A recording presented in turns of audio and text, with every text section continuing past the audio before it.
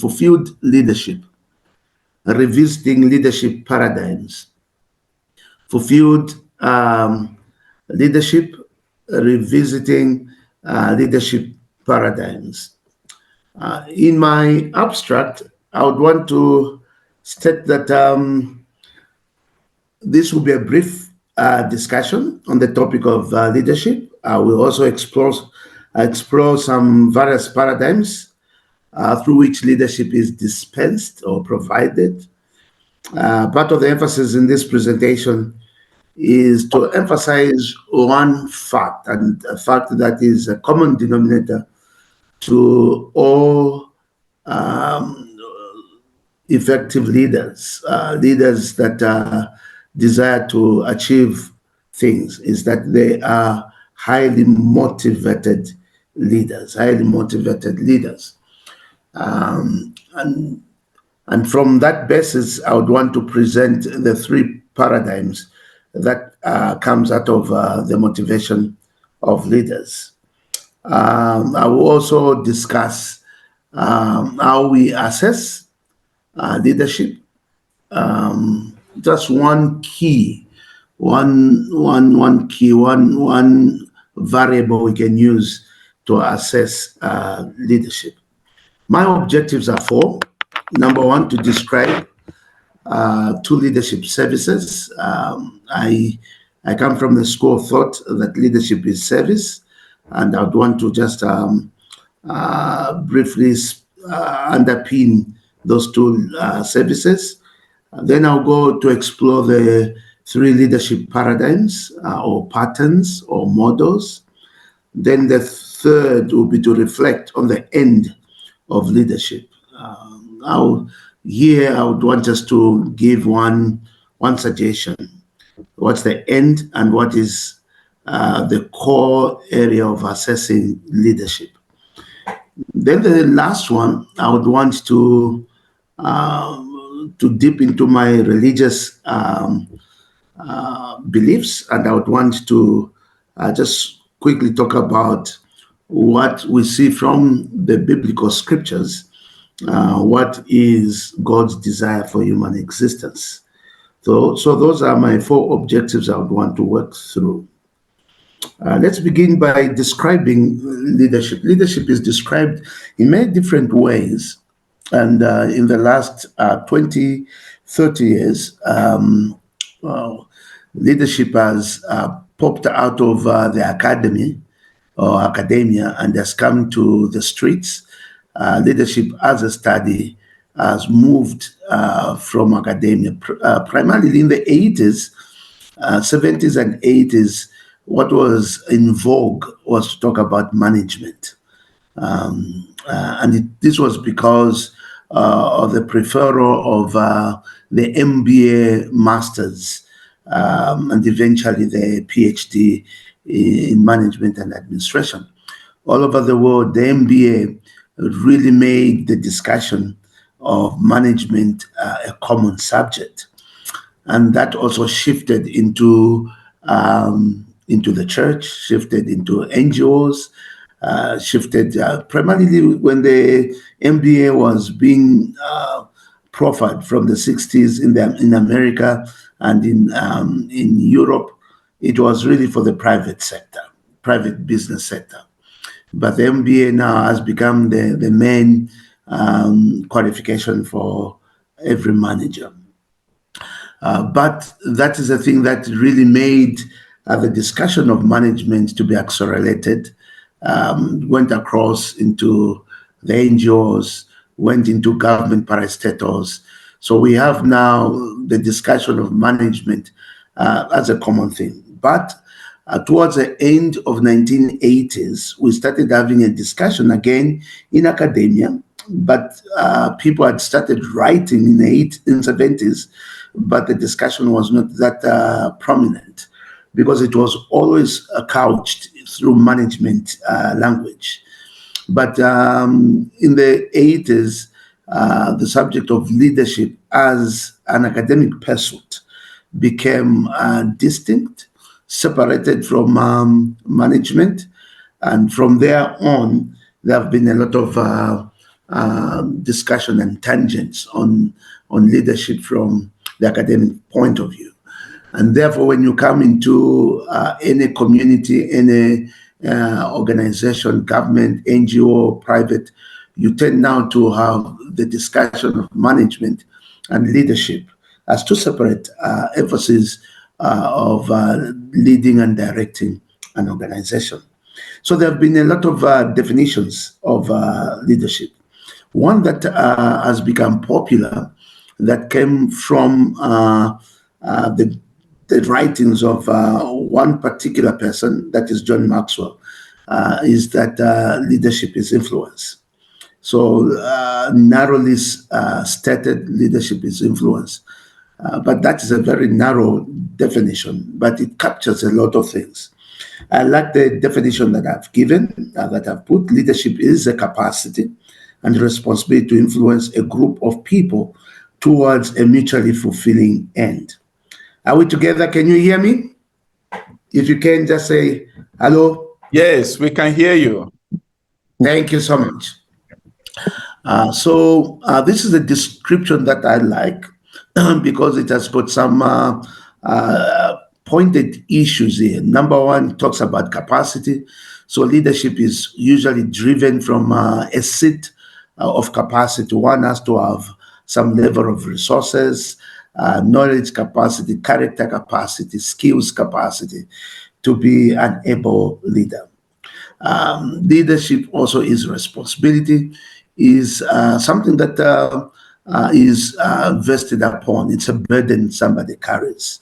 It's something that you account for. If you're a leader, you account for it because it is a responsibility. I tend to call it the burden of leadership. Then the third element there is influence. Influence, again, is the core, the basic to what leadership is. And I'm just going to say a few things about that. The fourth element is a group of people. Leadership is always in the context of a community, of an organization, of a nation, of a church. So leadership is always for people, around people. That is leadership.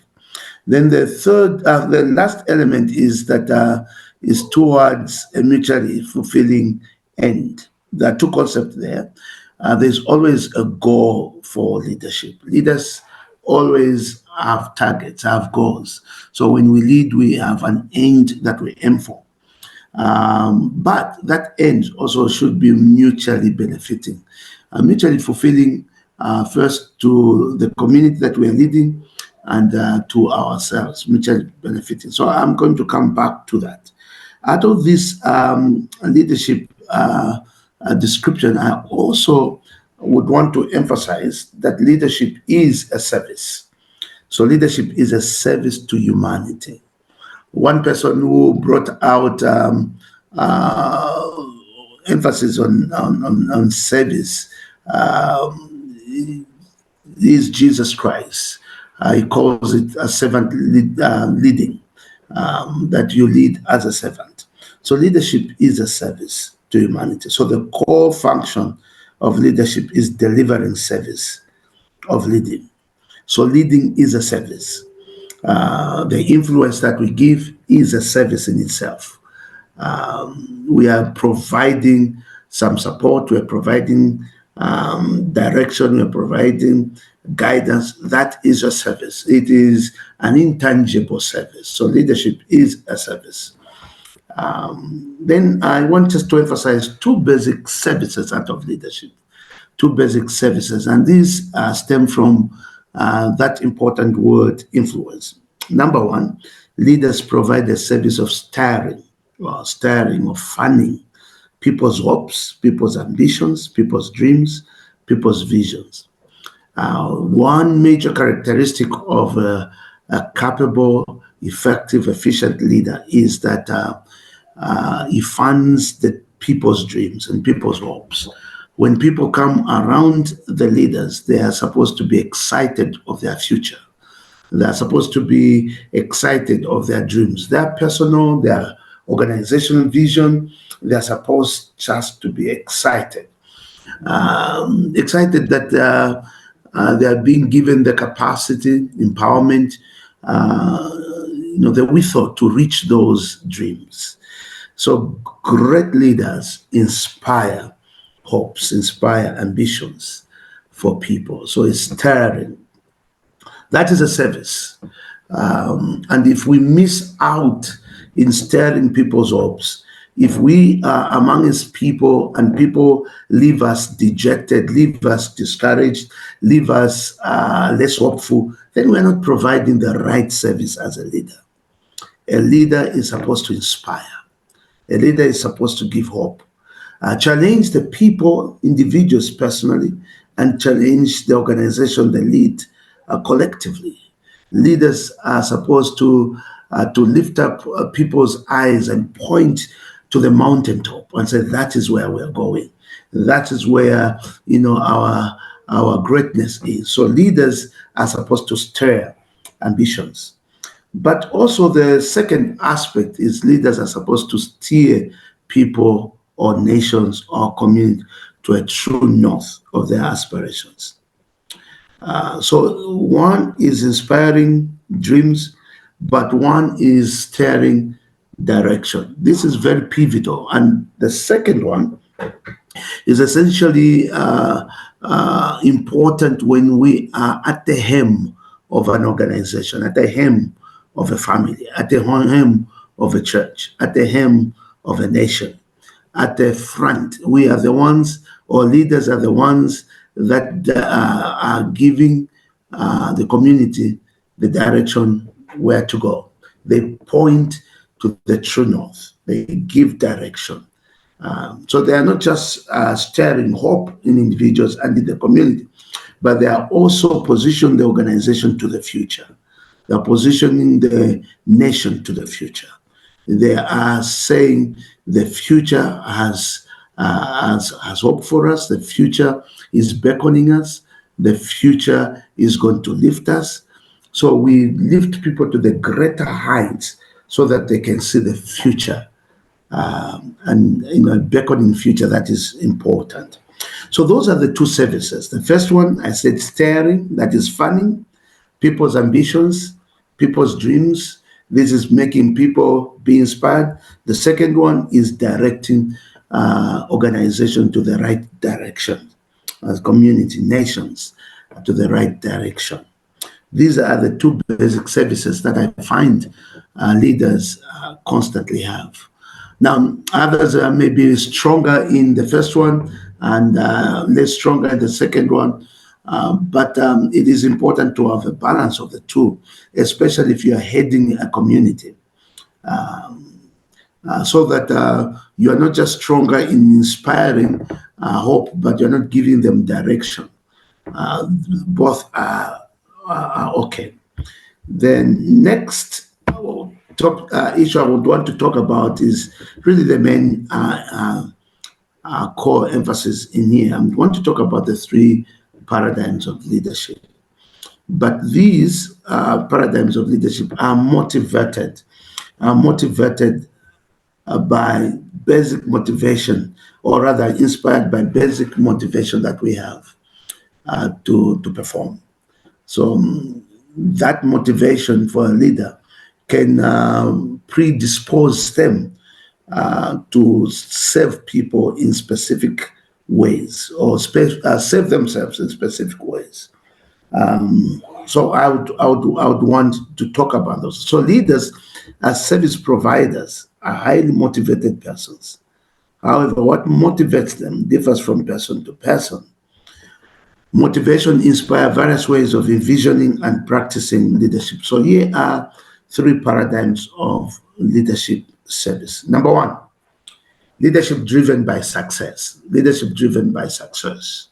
Leadership driven by success. This is a normal paradigm of leadership where leadership is seen as achieving. So this leadership driven by success envisions a goal, envisions the vision rather, gives the preferred future, and then has targets and moves towards those targets.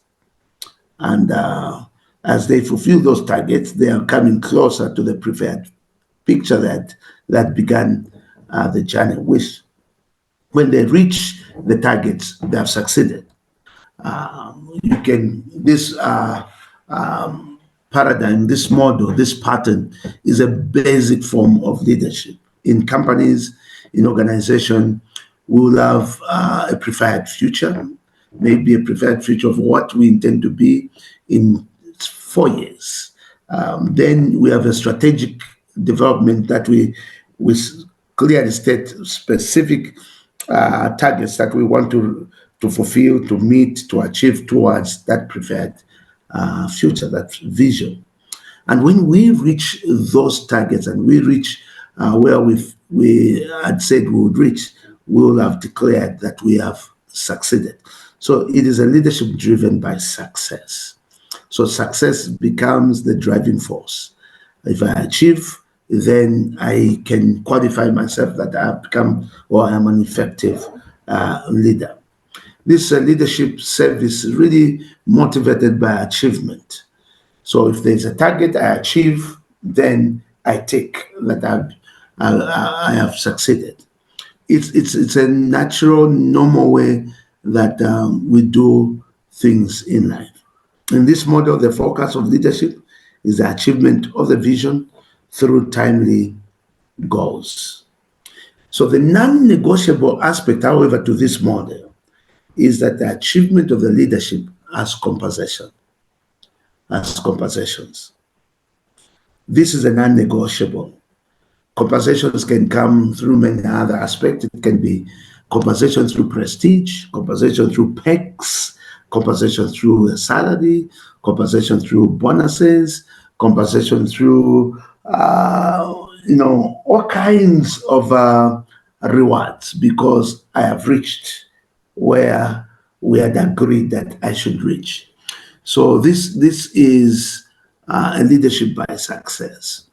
This leadership by success is done through by ourselves as individuals, and we do it also through organizations. We make a target per year, and then we walk through our specific activities to reach that target. And so there's always a compensation for it. So this is a model. It's an accepted model. We use it. Actually, it is the basic model of leadership and management. It's a basic model, an inbuilt model for academia, private sector, government. When we talk about performance appraisals, it's all leadership by success. When we talk about KPIs, it's all leadership by success. We are looking at achievement, so leadership by success. And we compensate one another when we have reached those targets. It is the normal, the best paradigm or model. It has one major pitfall. Leadership success model can be devastating due to the fact that success changes in descriptions and definitions with passing generations. What we may quantify today as success may change tomorrow. What was deemed as a standard of success a decade ago is totally different to what we would see as success today. So sometimes success is a mirage. It's a phantom that we continue to pursue. Let me speak particularly for individual success. Individual success may include education, may include the amassing of estate wealth, having affluence, and through these resources we have influence. The resources provide to us a level of influence. So, but those can be shifting goalposts. What we call as standards of achievement can be shifting goalposts. So that's the only difficulty with leadership by success, but it's a normal way, it's a paradigm that we do. So when it is not anchored on a health philosophy of life and right ethics, the success mode of leadership is a form of consumerism that devours life as one pursues a good life. So this leadership can it really be punitive on every one of us? And it is. It's very punitive. And it's because of this paradigm that in my desire to really talk about this is to bring the third element paradigm I'm calling the fulfilled leadership concept. It is not everywhere. You will not find it in a lot of academia. A few people have started discussing it, largely people that are maybe in consulting, but you will not even find books that are written on this. But so it's really something that is newer on the practice of leaders. So the danger, the pitfall of leadership by success is the standards may be changing. So, in the absence of ethical grounding, ethical foundation, the leadership by success paradigm is self destructing. It has its own inbuilt Achilles heel. I don't know whether you've heard of Achilles heel weakness.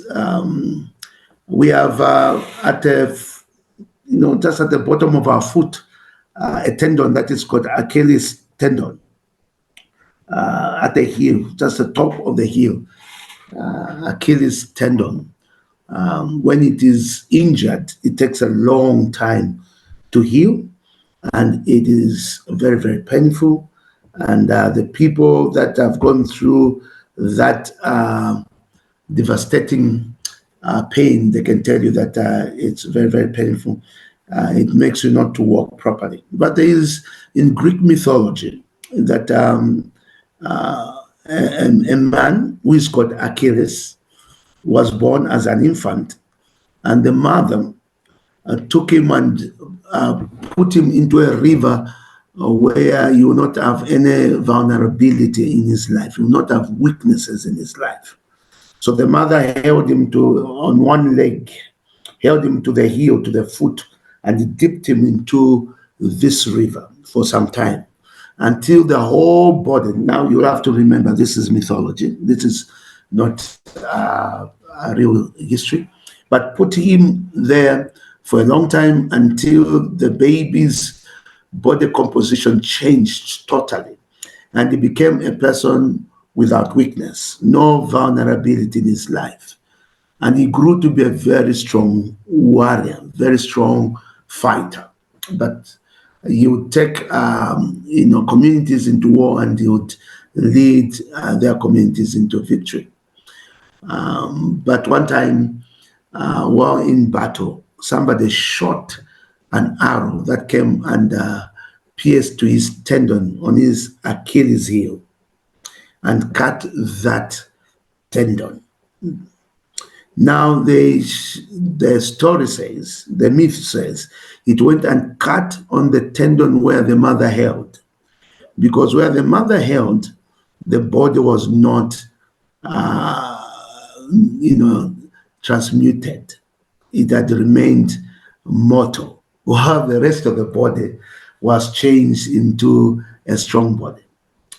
Now, the moral to the story is that there may be a very tiny weakness, very, very tiny weakness in our shield, in our character, in our where we carry ourselves, a tiny weakness. And that tiny weakness can be to our downfall. And usually, leadership by success is like that.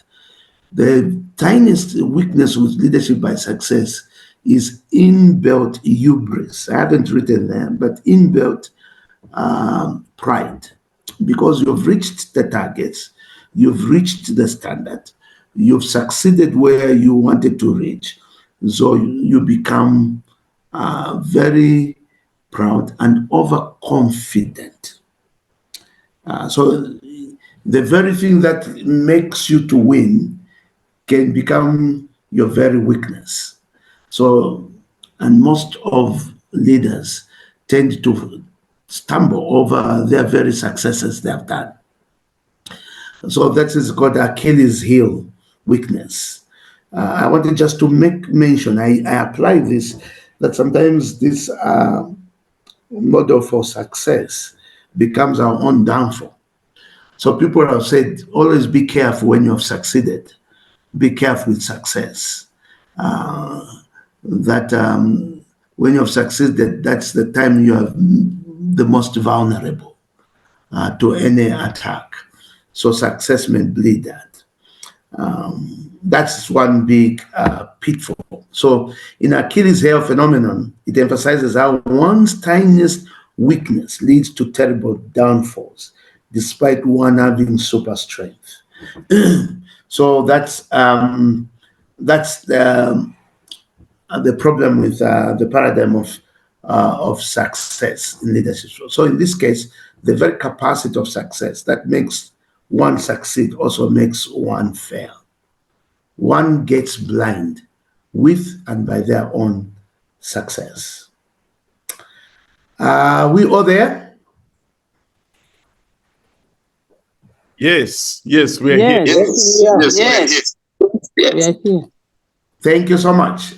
Please permit me to go quickly to the second paradigm. The second paradigm is called the model of significance. The model of significance is leadership by significance. This is really, some people call it a step up. I tend to think it should not be a step up. It should be just a different way of looking at leadership service. But in this paradigm, it aims to leave a significant impact on the context where leadership service is provided.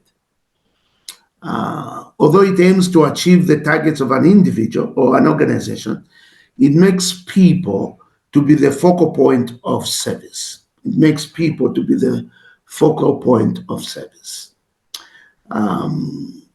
So this is where now we have been talking more about what do we leave as a legacy. This is significance. How are you going to be looked up to as a person of significance? The first one was to achieve for my own personal or for the organization. But this one is what enduring value, what long-lasting value would you leave in the place where you are leading?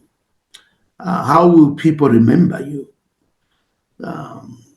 What would you bring to the table that remains so much that it changes how business is done, how life is done, how leadership is accomplished? How do you significantly touch others? This is a very powerful concept. It was brought into academia, the word significance, largely by a man called Bob Buford. I don't know some of you, if you've heard of Bob Buford. Bob Buford, about 2 decades ago, wrote a book called Halftime. How many of you have ever heard of a book called Halftime? Yes, I do, sir. Thank you. And he wrote another one called Finishing Well. That's right. That's right. That's right. Actually, in Halftime, he begins in articulating this paradigm of significance. And in Finishing Well, he really goes into depth about now building the significance concept. But this was actually a serendipity issue to Bob Buford. Bob Buford was an owner of a broadcasting television station in America, quite a wealthy person, going up as a ladder of success in society, but a believer in Christ. It did happen somewhere where he was about 48, 49. He lost his son. he lost his son. His son died. And this really gutted him because he was unprepared for it. Like most of us, death is something that is always accidental to most of us. It sneaks on us, except where people have got diseases where maybe the palliative care, hospice case, then maybe we will be anticipating that somebody is dying. But his son died, and it really, really frustrated him. He went through depression, and he started really doing a lot of soul searching. The thing that bothered him so much is that in the last like 5 to 10 years of his life, he never really invested to have time with his son. So when the son died, it was like a gap, an absence of lack of memories that he never built with his son. Nothing that you could carry to the future about how he either impacted the son or the people around the son. So really, really, he started searching and became frustrated with the ascendance he had through, the leadership success model, having targets, reaching targets, having, education targets, reaching those targets, having, targets in the marketplace, reaching those targets, increasing in our influence, increasing in our affluence. Those targets that he continues to build, it was a success model. And he realized, oh, but I never left any significance. So Bob Buford introduced to, first and foremost, to just to literature this important phrase, leadership by significance. What significance would you leave in your society? What significance would you leave for your family? What significance would you leave for your grandchildren? What significance would you leave for the community that you belong to, for your church, for your company, for your nation? What legacy would you give? So that's where that phrase comes from, significance. It's a powerful model, and an endearing model. Now, Bob Buford, the book he wrote Halftime, because he came to realize that most of the people that he had known, his colleagues, his peers, at the very beginning of their life, they push on this success model. And as they are coming to either towards their sunset of life, they start to being bothered with this question of significance. So he said it is almost like a tournament, football. He used American football, where you go to halftime, or soccer.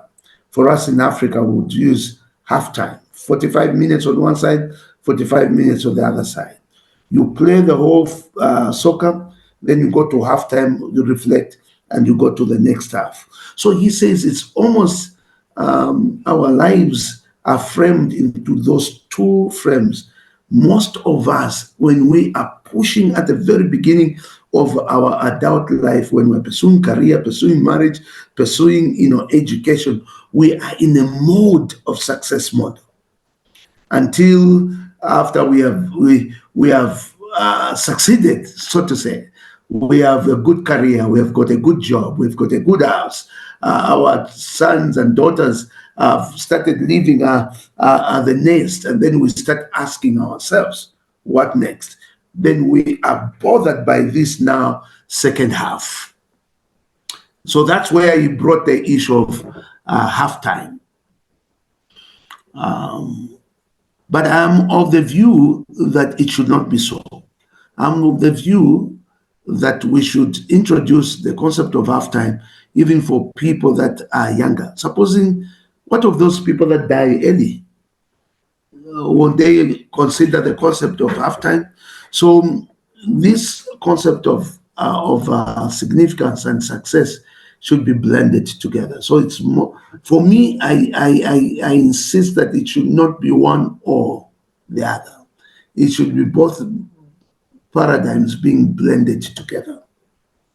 Many people tend to separate them, but I'm saying a leader must be a person who achieves goals, but a leader also must be a person who impacts society with character and with values that are so endearing, that even when they are in the grave, they continue to speak. That is a great leader. Even when they are gone, they continue to shout, and we hear from history what they speak. So that is a leader of significance. It has a very big a major trap, major pitfall. If you're not careful, you get ensnared by a messiah complex. This is a very, very strong sense. You'll come to realize that the people, when we follow this model, when you are not careful, you'd want to overdo the issue of giving to society. You want to overdo to give to the next generation, to impact. So you can become a person who is driven by this complex of being a messiah, as if you are the only one who can change everything. And it can be very problematic. And most leaders that raise big organization, they are just driven, and they do not know how to go about it. So they are it's very, very complex about that. So that's a pitfall that we find in this model. So the first model is leadership by success. The second model is leadership by significance. Let me go to the third. The third model is service anchored in fulfillment. Service anchored in fulfillment. That's where the title comes from. Service anchored in fulfillment.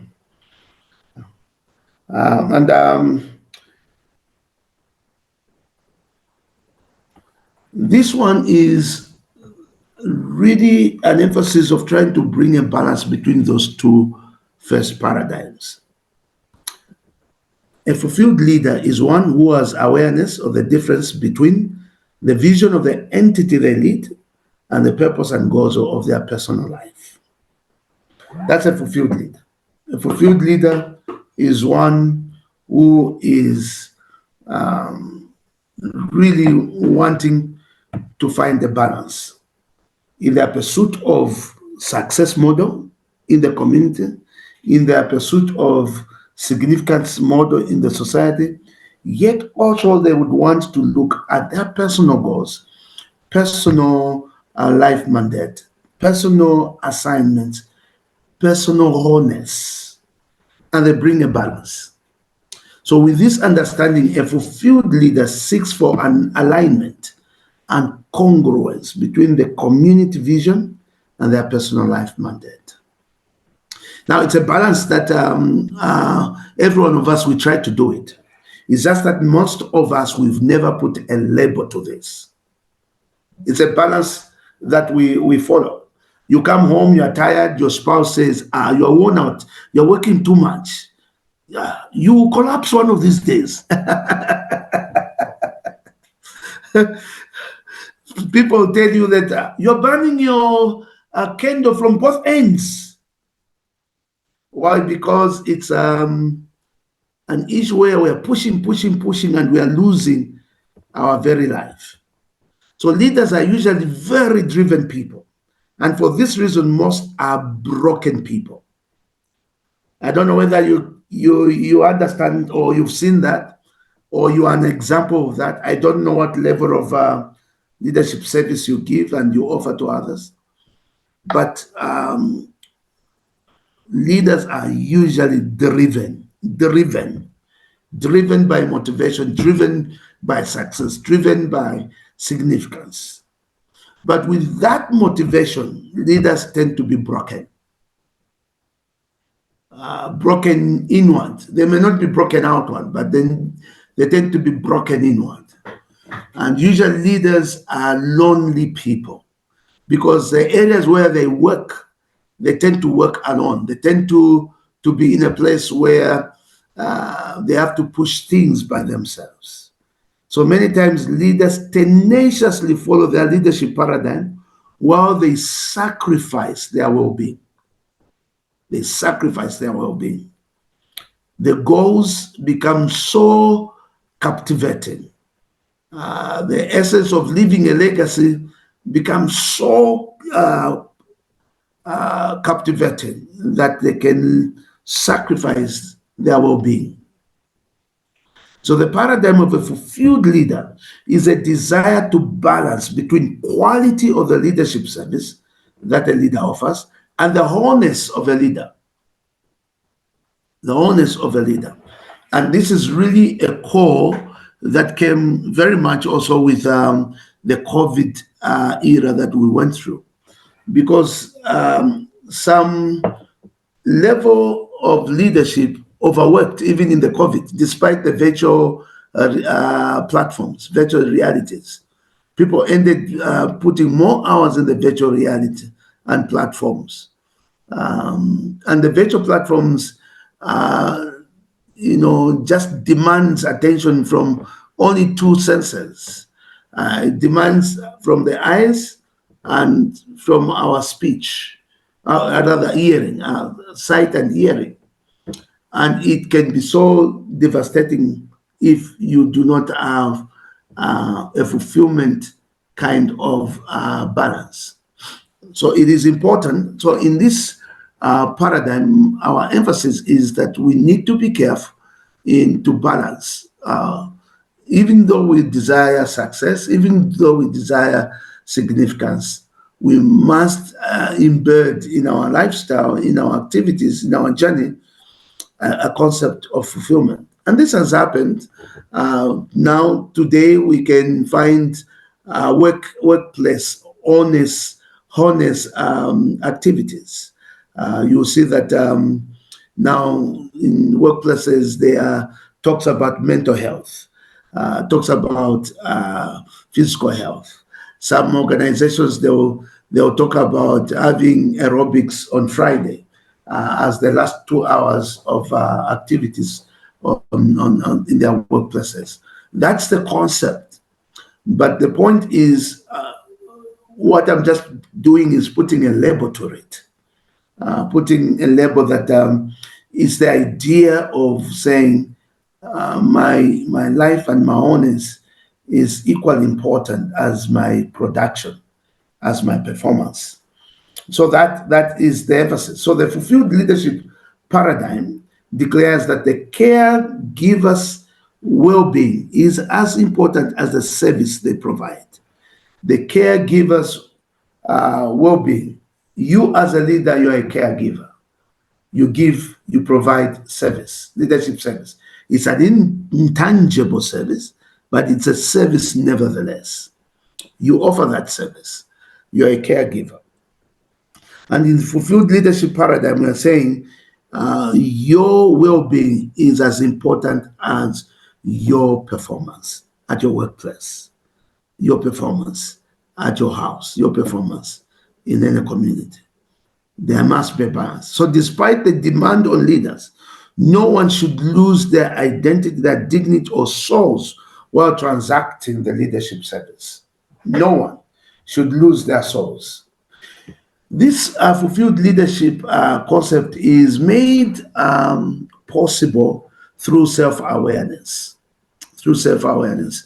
Every leader is challenged to really make an introspection of their lives, a reflection of their lives, and do a gift inventory, talk about their life history, talk about their personality, just investigate, do a self-awareness of how they perceive their purpose, their life assignment in life, how their makeup is, how they are wired to perform in this earth. That is self-awareness. Now, the biggest challenge to this concept, self-awareness, sometimes is a bit difficult to capture with less age. Self-awareness is slightly difficult to capture by a teenager.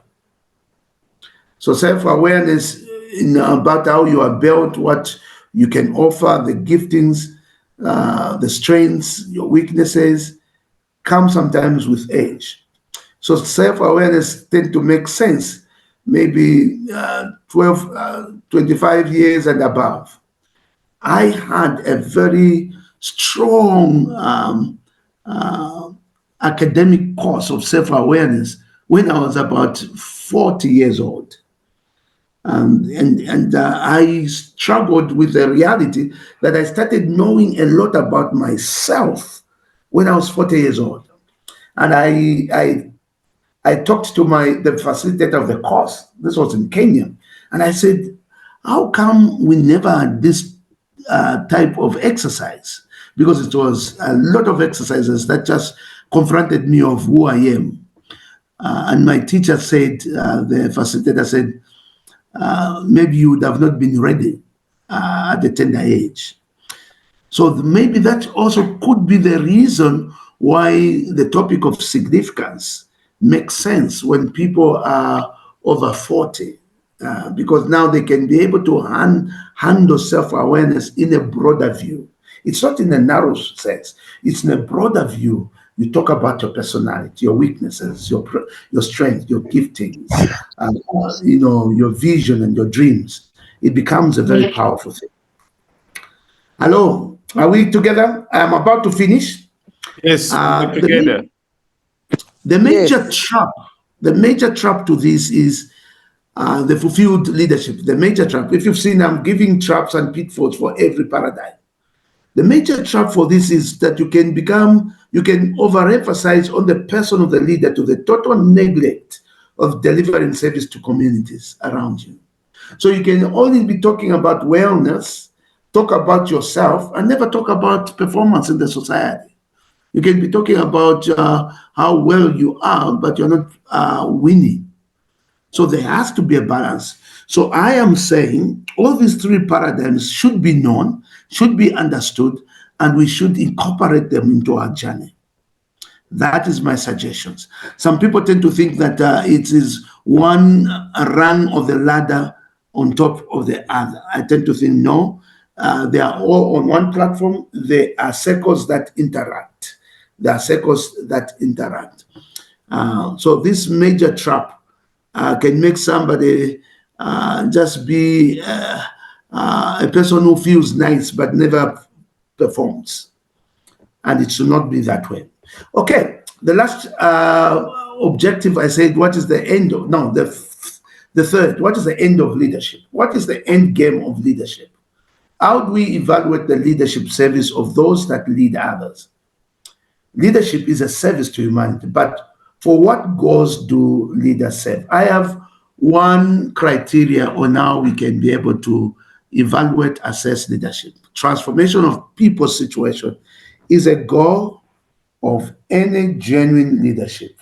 Transformation is a goal of any genuine leadership. And I would want to use transformation as a key to assess. Now, transformation may look differently from one discipline to another. I'm talking about societal transformation. I'm talking about social humanitarian transformation. So as it relates to human experience, transformation is the end result of a series of impactful interventions set in a social or political context. Human beings experience transformation in any area of their existence when there is a consistent impact brought by products and services. I would want to emphasize that transformation is never in a vacuum. Transformation is consistent change that comes because we have brought in an intervention of service or a product. For us, we are talking about leadership service. So if we bring consistently an intervention of leadership service in a particular society, then there can be transformation. Some could be a product, it could be drugs, it could be a tangible thing, where it is provided to a person, to a community, to a nation, consistently until there is transformation. So societal transformation happens when there's consistent, number one, permanent, number two, and breakthrough changes, ushered by robust products and services. I would want to suggest a diagram. Can you see that diagram? Yes. Yes, it's I visible. would want to suggest that what you and I provide, I don't know what business you are in. Maybe you provide a product. For me, right now, what I'm doing, I am facilitating. I am also a leader in the community where I am. Right now, I'm offering a service of teaching, provision of knowledge, provision of facts, provision of data. It is a service. Now, the question is, how impactful will this service be? So if I was providing a service in a community, whatever service we provide, whatever product we provide, it is the first stage towards transformation. So number one, creation of products and services. And every one of us, we must hone our services. We must be very clear of our products. What are the products? What are the services? The most difficult services that are there to articulate are intangible knowledge-based services. Consulting, teaching, provision of wisdom becomes very difficult to articulate, but there are services nevertheless. So it's important. The second stage is where a service is consistently provided. A service is consistently provided. The third stage is, in a society, that service must be accessed by a lot of people, by the majority of people, if we are going to say a society has been transformed. The last stage is when that change is sustained and it becomes permanent. Then we can say transformation has happened. It is sustained and it is permanent. So how do you assess leadership? There should be sustained transformation. So there have to be targets and reaches to where we go to. The last one is, what is God's desire for humanity?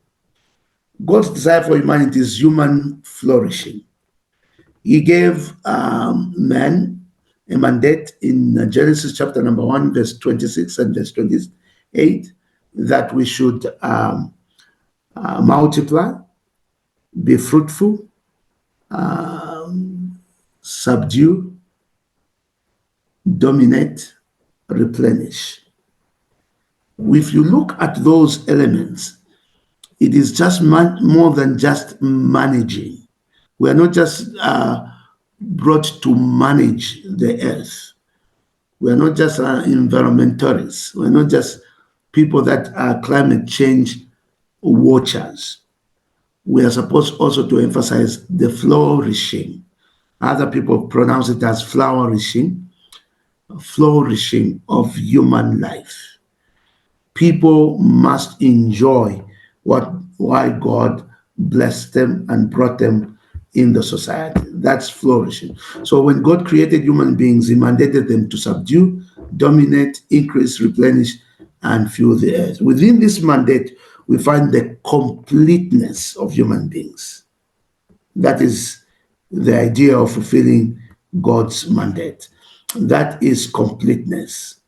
And it is important for us to emphasize that. So our conclusion is that however one leads, we must ensure that our leadership should have the flourishing of humanity at the center of our interventions. Thank you.